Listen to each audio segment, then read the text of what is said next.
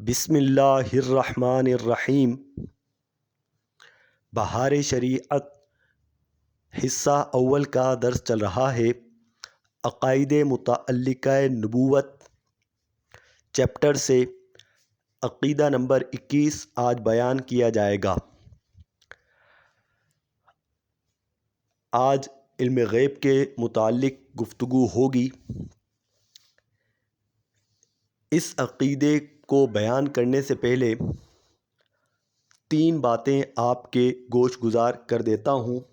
وہی 3 باتیں یہاں بیان کی گئی ہیں۔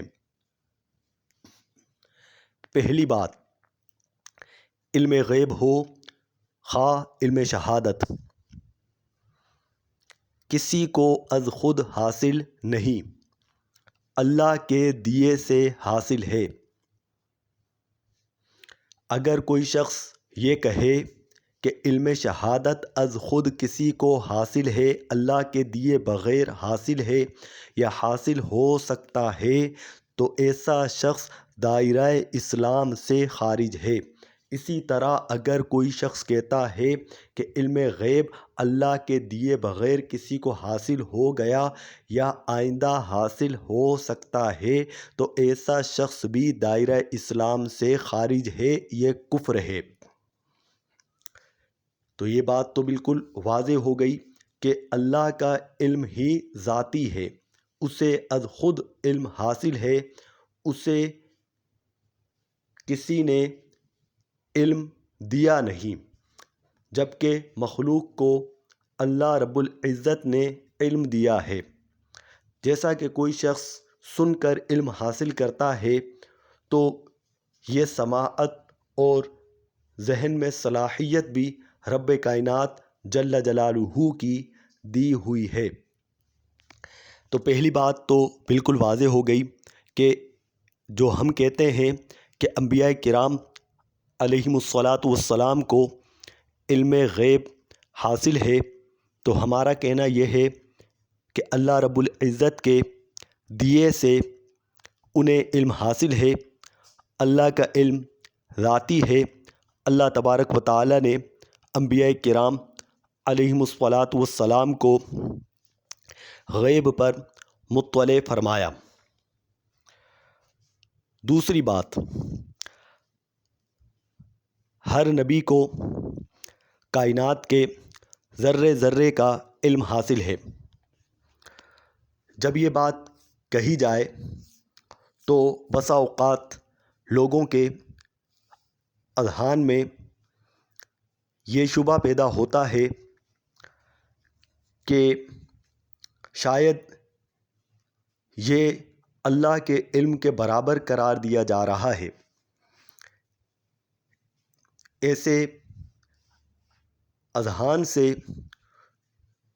شبہے کے ازالے کے لیے فرمایا گیا کہ دیکھیے، کائنات کے ذرے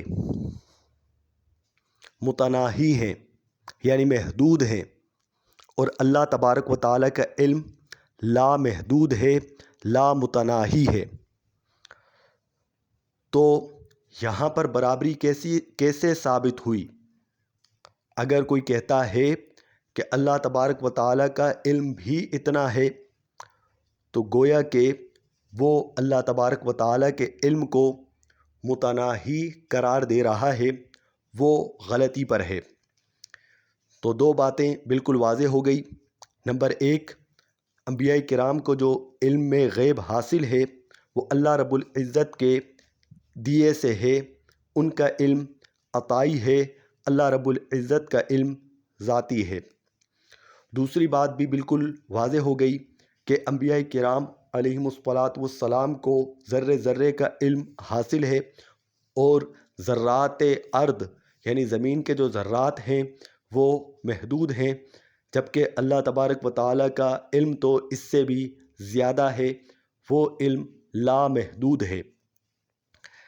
تیسری بات، بعض آیات مبارکہ میں اللہ تبارک و تعالیٰ کے ما سوا سے علم غیب کی نفی کی گئی ہے۔ یعنی کہا گیا ہے کہ اللہ تبارک و تعالیٰ کے علاوہ کو علم غیب حاصل نہیں، لیکن دیگر آیات مبارکہ سے پتہ چلتا ہے کہ اللہ کے دیے سے انبیاء کرام رسول اعظام کو بھی علم غیب حاصل ہے۔ تو لہٰذا جو جہاں پر یہ کہا گیا کہ اللہ کے ماں سوا کو علم غیب حاصل نہیں، وہ علم ذاتی کی نفی کی گئی ہے کہ ذاتی طور پر کسی کو حاصل نہیں، اور جہاں کہا گیا کہ انبیاء کرام علیہم الصلاۃ والسلام کو علم غیب حاصل ہے، تو وہاں بتایا گیا کہ اللہ تبارک و تعالیٰ کے دیے سے حاصل ہے۔ لہٰذا دونوں باتوں پر یقین رکھنا چاہیے کہ دونوں آیات مبارکہ ہی ہیں۔ تو آ جائیے عقیدہ نمبر 21 ہم پڑھتے ہیں۔ فرمایا اللہ نے انبیاء علیہم السلام کو اپنے غیوب پر اطلاع دی۔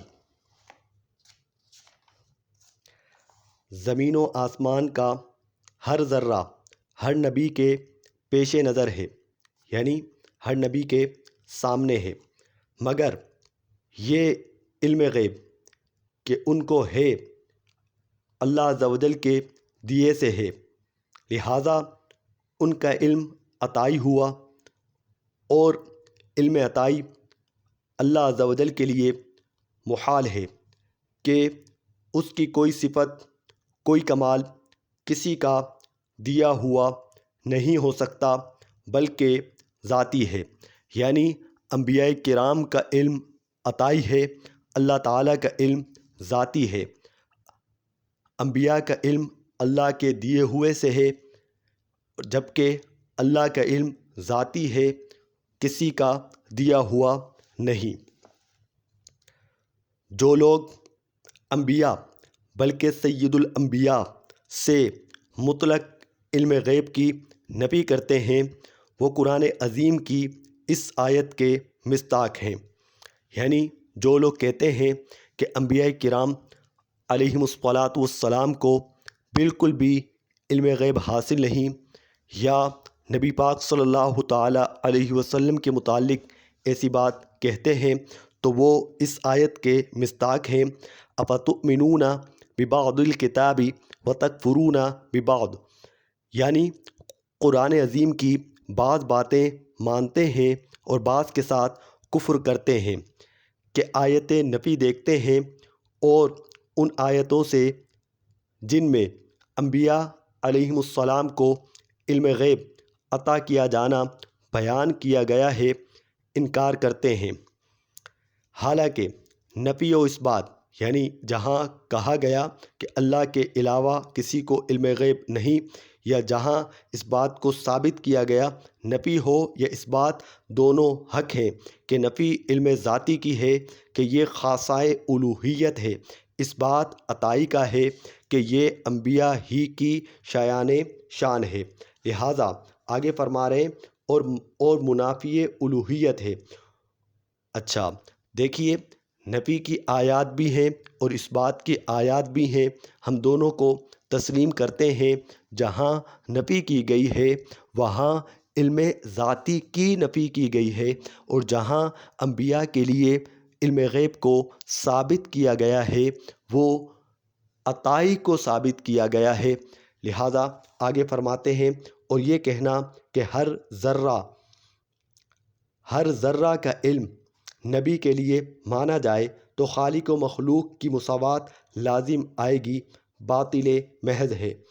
کہہ رہے ہیں کہ یہ کوئی کہے کہ اگر نبی کے لیے کہتے ہو کہ ہر ذرے کا علم نبی کو حاصل ہے، تو ایسی صورت میں اللہ اور مخلوق کے خالق اور مخلوق کے علم کو تم برابر قرار دے رہے ہو۔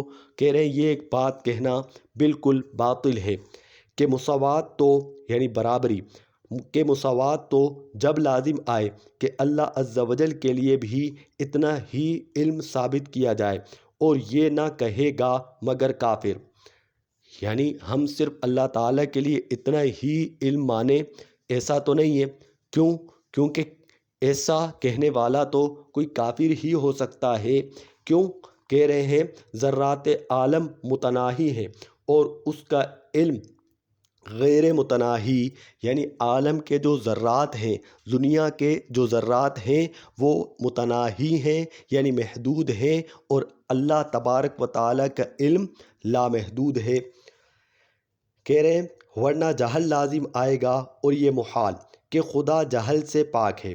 نیز ذاتی و عطائی کا فرق بیان کرنے پر بھی مساوات کا الزام دینا صراحتاً ایمان و اسلام کے خلاف ہے کہ اس فرق کے ہوتے ہوئے مساوات ہو جایا کرے۔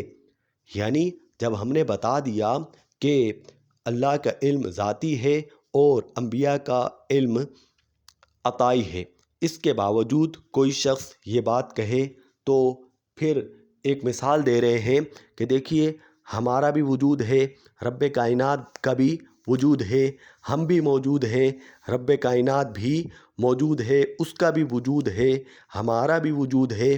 تو کوئی کہے کہ یہ کہہ رہے ہو کہ ہمارا بھی وجود ہے، یہ تو تم دائرہ اسلام سے خارج ہو گئے، یہ شرک ہو گیا۔ تو بہرحال جب فرق واضح ہے کہ اللہ تبارک و تعالیٰ کا وجود واجب ہے، وہ واجب الوجود ہے، اس کا وجود لازمی ہے، جبکہ ہم ممکن الوجود ہیں، ہمارا وجود لازمی نہیں، فنا بھی ہو جائے گا، چاہے اس لمحے فنا ہو جائے، جبکہ اللہ کا وجود واجب ہے، لازمی ہے۔ اس فرق کے ہوتے ہوئے کوئی شخص کہے کہ تم اپنے لیے وجود ثابت کر رہے ہو جبکہ وجود تو رب کے لیے ہے، تو یہ تو شرک ہو گیا۔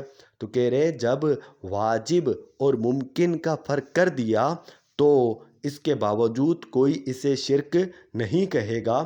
تو اسی طریقے سے علم غیب میں جب ذاتی اور عطائی کا فرق کر دیا تو اس کو شرک کیسے کوئی کہہ سکتا ہے؟ تو دیکھیے کہہ رہے ہیں کہ اس فرق کے ہوتے ہوئے مساوات ہو جایا کرے تو لازم کہ ممکن و واجب وجود میں معاذ اللہ مساوی ہو جائیں، کہ ممکن بھی موجود ہے اور واجب بھی موجود، اور وجود میں مساوی کہنا صریح کفر کھلا شرک ہے۔ یعنی پھر تو اس کو بھی پھر آپ شرک کہیں نا۔ تو بہرحال کہہ رہے ہیں، آگے فرماتے ہیں انبیاء کرام غیب کی خبر دینے کے لیے ہی آتے ہیں۔ جنت و نار، نار آگ کو، ٹھیک ہے، جہنم، جنت و نار، حشر و نشر، عذاب و ثواب غیب نہیں تو اور کیا ہیں؟ ان کا منصب ہی یہ ہے کہ وہ باتیں ارشاد فرمائیں جن تک عقل و حواس کی رسائی نہیں، اور اسی کا نام غیب ہے۔ اولیاء کو بھی علم غیب عطائی ہوتا ہے مگر بواسطہ انبیاء کے۔ اللہ تبارک و تعالی ہمیں سمجھنے کی توفیق عطا فرمائے۔